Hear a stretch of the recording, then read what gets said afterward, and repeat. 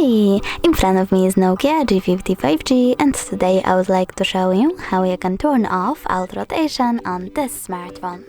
Start by opening Tab menu. Now find auto rotate icon and tap on it. As you can see, now it's gray. That means that auto rotation is disabled.